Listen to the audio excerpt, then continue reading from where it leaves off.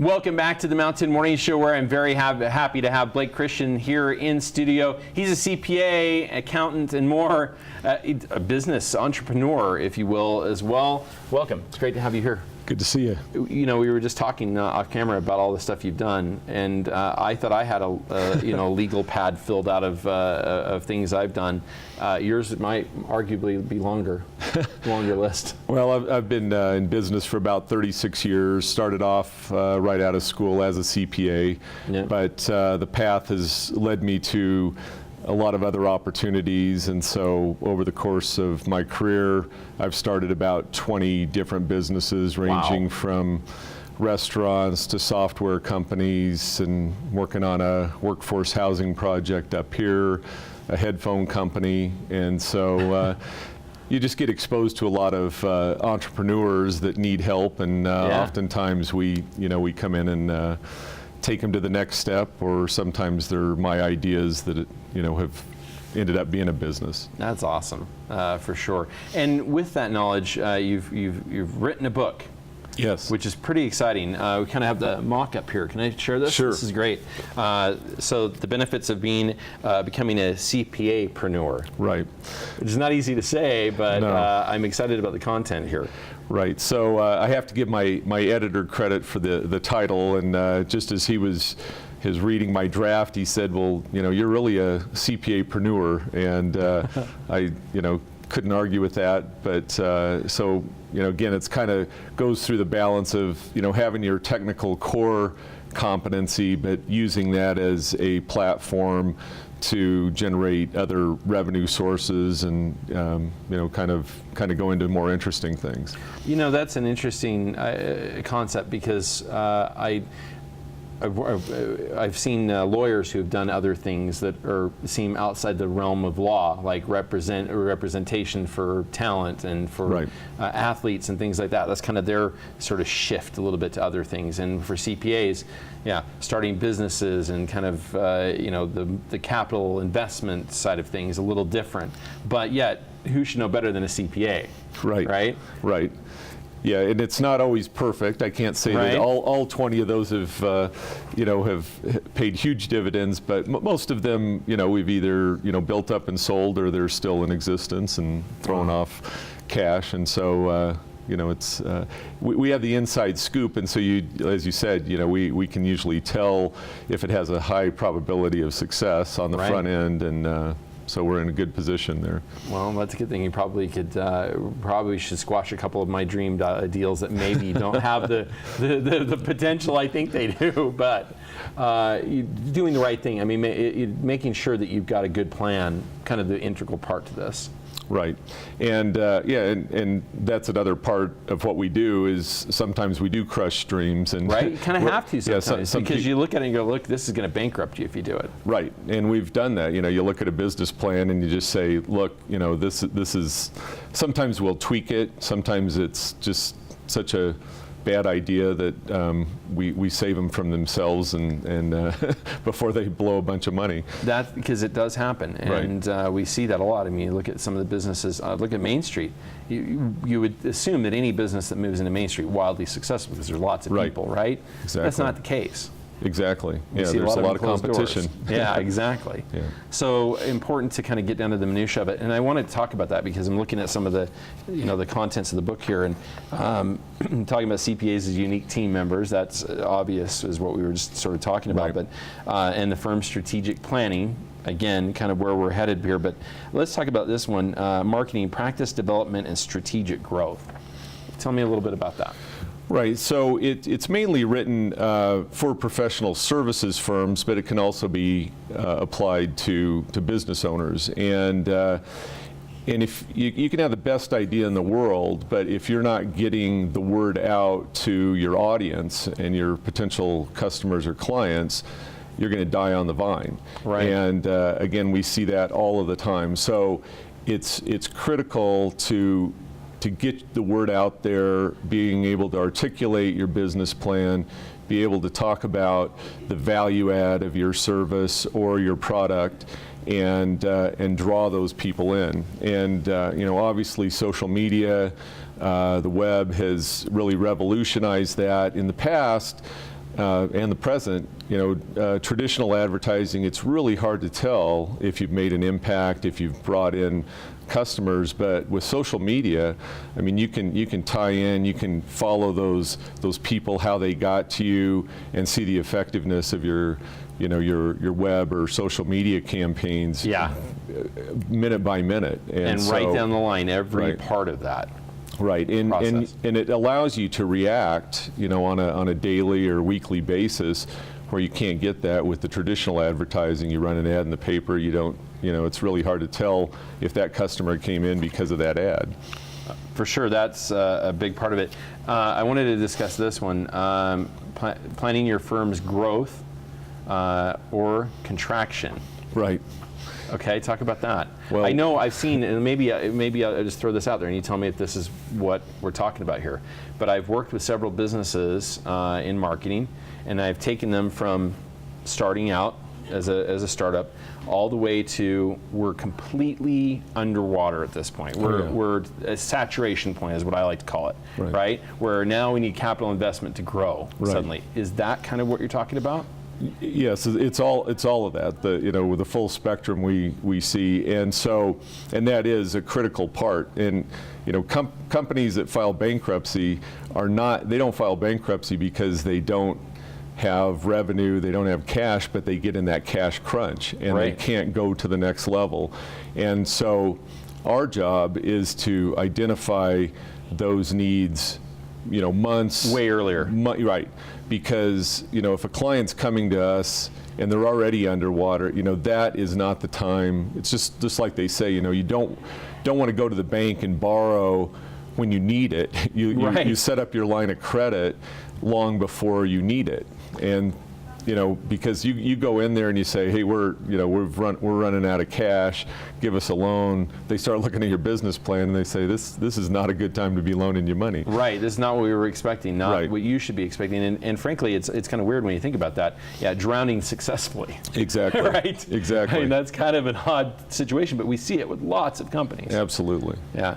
So planning, again, it gets back to that. And this is where an accountant could tell you that well ahead of time, could help you secure some funds to make sure that when you're ready for a growth cycle, you've got the cash flow to continue that. Right. That's super important. Right, and it's really important on the client side that they keep us informed, and if they modify their business plan, send that to the CPA, sit down, set a meeting, talk through that, because we don't want to find out at year end that they pivoted a different way business-wise, and we could have helped them. So it's not the time of Howard Hughes, is it? You think about, I remember watching The Aviator again, and just thinking about how he was with his accountant. Just spend the money, spend it where you do this. We've got lots of it. Right. And there were times when we didn't.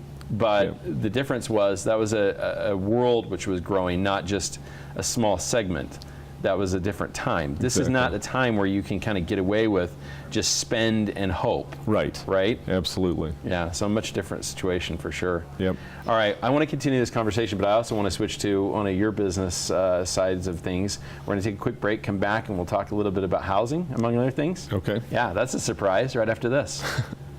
Welcome back to the Mountain Morning Show, where we continue our conversation with Blake Christian, and we're going to switch gears just a little bit. As we've talked about being a CPA-preneur, you have found an interesting segment that I think has been so underviewed and underappreciated, the need here. We've talked about it a little bit, but not nearly to the point it needs to, and that is housing in Park City, especially for seasonal workers, for low-income families, for people who are looking just simply to keep it simple. Simply to keep it simple. Right. And that is what you're kind of looking at right now with container homes. Right, so we're building our first prototype down in Salt Lake, and so it should be up here in Park City within, I'm hoping, about the next 6-7 weeks. And so we'll have it up here for the duration of the winter months. Awesome. As you know, we have 3,500 temporary workers that come to work the ski resorts, and the housing is kind of hodgepodge. They do kind of a speed dating system to find places. But once they've found a basement to stay in, The problem is, how do they get to work every day? And Right. as great as our bus service is, it's still a problem for them to get to work. So I had this concept actually when I was back in Long Beach, California. We had similar issues with housing prices and things, and my office overlooked the ports of LA and Long Beach, so I'd see millions of containers every day. Right. And there's, you can buy these for, a couple $1,000s. And my original vision was, we would build these, have them planted here for the winter, and then you could move them up to Jackson Hole or to the Grand Canyon or to Yosemite during the summer. Right. And because you just throw them on a truck and go.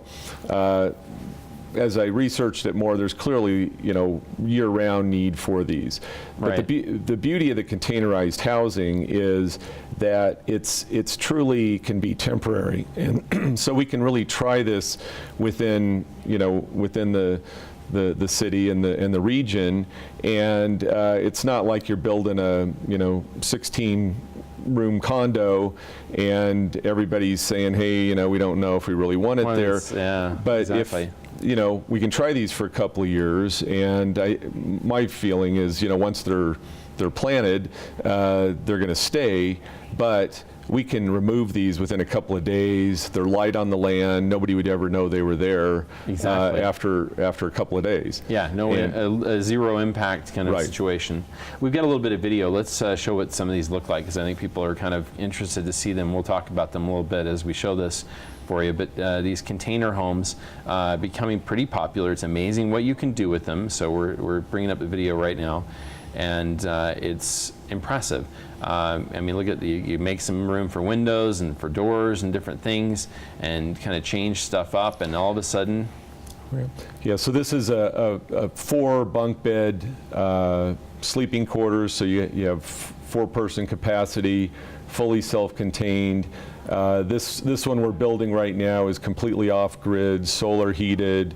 It's got heated radiant floors. Wow. It's very nice, and I would live in this. Not for months, but I would Right. I would stay in it for a week. Yeah, for sure.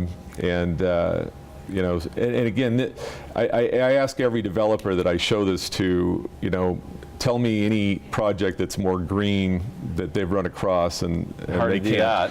And so again, it's light on the land, it's temporary, and we're talking to the ski resorts. Our feeling, and the county and the city would like them on the ski the properties. property. Yeah. Because obviously we have limited land resources, and it also eliminates their need to travel to the ski resorts and further clog up the main arteries, which is a huge problem during the winter Right. months.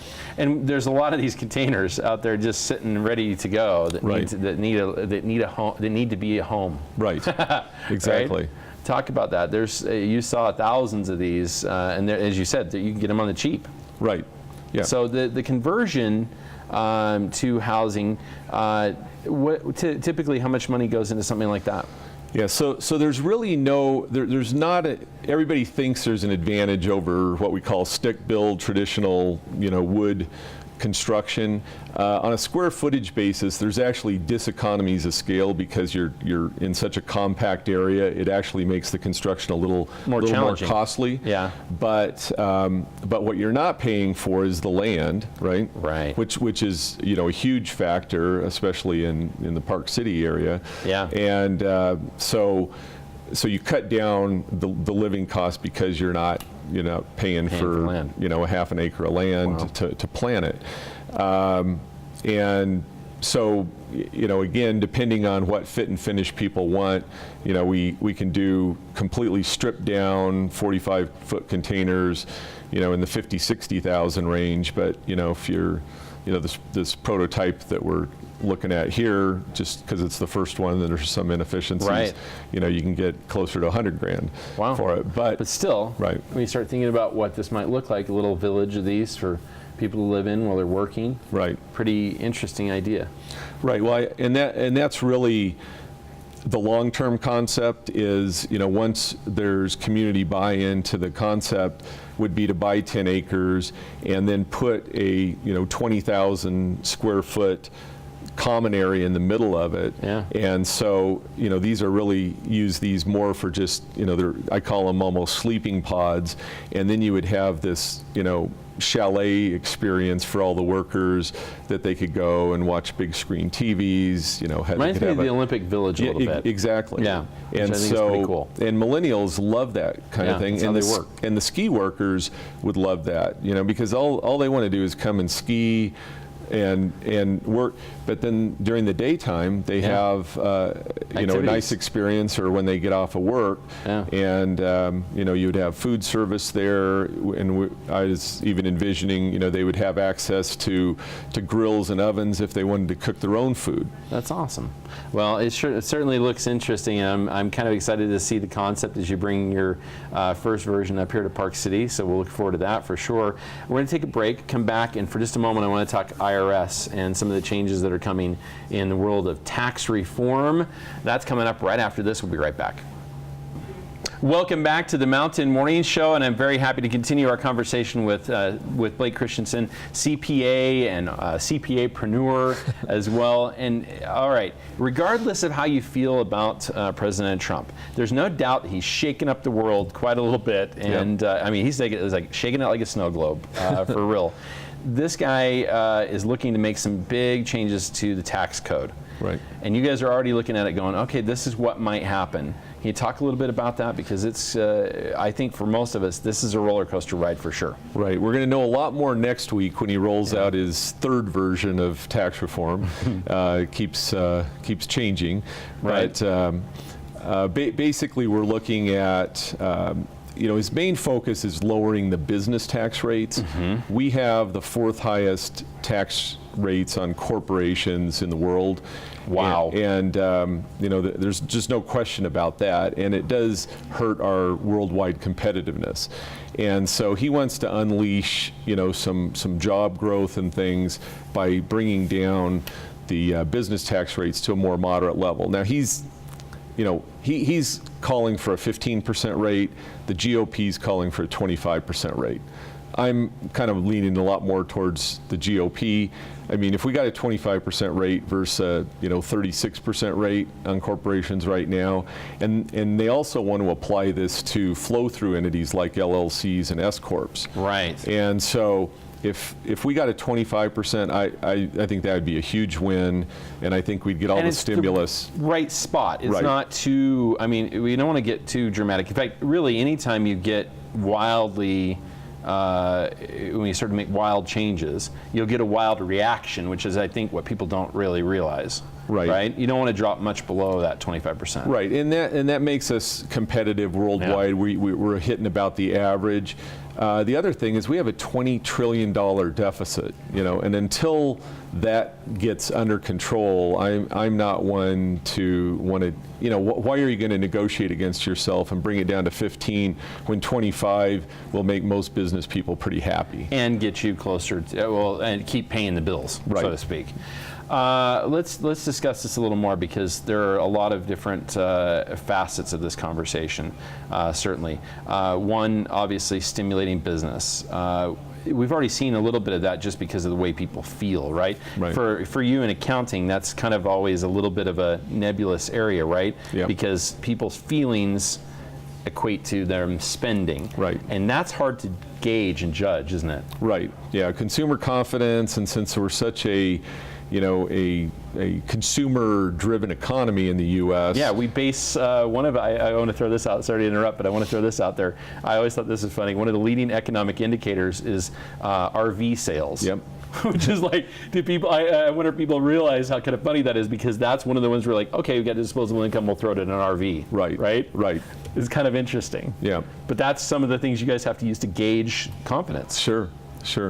And so again, I do think a tax cut will have a very stimulative effect on the economy. So I'm all for it. And I think we do have some bipartisan support for for some tax reform. We haven't really changed, had a big overhaul since 1986. Right. And so we're long overdue.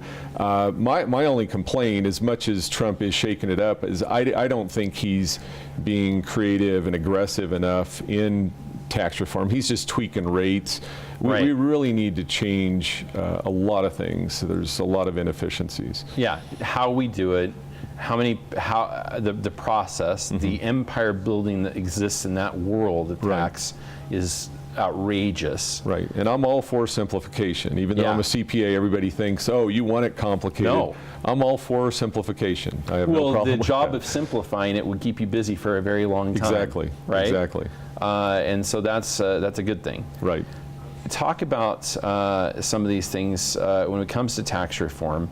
I want to talk a little bit about, when we talk about how it stimulates business, what is the trickle-down process of that? How does that happen? Right. Well, again, as you put more money into consumers' pockets, they're going to be spending that on Amazon. They're going to be spending it on Main Street. They're going to buy more lift tickets and clothes. Isn't that also the argument? I think I've used it several times for also raising the wage too, getting the gap of wage between the upper class and the middle class a little thinner. Right, and there's definitely merit in that also. The difference is that if you raise wages, you're going to generally increase cost of goods and services, which it's kind of a vicious create circle. Inflation if you're not careful. Right. And whereas the tax cut will go right to the bottom line. I've advocated for, if you want job stimulus, for the first 12 months, don't make the employer pay half of the FICA tax, the Social Security tax, because that's employers, and we deal with them every day. The problem is when you're looking at hiring somebody maybe with a $35,000 annual salary, you start throwing in all the payroll taxes, medical, et cetera, and all of a sudden that person is $43,000. So you're not hiring a $35,000 person. So I think you need to encourage them to get them hired for that first year, and they're not going to fire them after a year, but lower that cost of entry. Okay. What are some of the other things that you'd like to see in the tax reform? You say a little more creative. Let's talk about that for a moment. What are some other things you'd like to see? Well, I do really like the fact that he wants to encourage all of the large companies to onshore their offshore profits. So there's trillions of dollars offshore that businesses are not bringing onshore because they don't want to pay tax at 36%. Right. And they've generally already paid tax in a foreign jurisdiction. So he's advocating letting them bring it back for 10%. Again, that money, but I would put other parameters on that says you can bring it back, we'll tax it at 10% if you invest it in U.S. subsidiaries or infrastructure or job creation. We have just another moment left. I want to talk about this. Let's bring it back to local business for a minute. Cars and your business. Okay. Talk about that for just a second. What's the best way to put your car into your business, or should you? Yeah. The most common question we get, so thank you for asking that. So because it's really good, in the Park City region, most people have SUVs. Yeah. And so if you buy a vehicle over 6,000 pounds, and people can email me and I'll tell you if it qualifies or not. Right. But Porsche Cayenne, the car producers make them 6,000 pounds or more, so they get this tax break. You can, if you buy it new and you use it primarily for business, it has to be over 50%. You can actually write off almost 3/4 of the vehicle's value the year you buy it. Wow. Now, if you lease it, we always get, hey, should I lease or buy? If you lease it, you're only going to be able to write off the business percentage of each lease payment for the most part. And that may be just a final thought. Maybe that makes the most sense for a small business that isn't that is not bringing in a ton of money. That lease might make the most sense because they may not have enough to write off to cover that full 3/4 of the value right at the outset. Right. Bigger company makes more sense, probably jump in and get all the savings right at the outset, right? Right. Okay. So I always tell people, lease if you're buying, a new model that hasn't been proven, or an odd color. There you go. Put it back to the Give it back to them lessor. when you're done. Yeah. All right. I want to thank you so very much. We got a lot of information there. As much what we said here, you'll find in the book as we talk about being an CPA-preneur, but also certainly working on your business and where you want to take it. Certainly having an accountant as part of your team, very important. So look to Blake Christensen for a little help from that. We'll be back right after these messages right here on the Mountain Morning Show.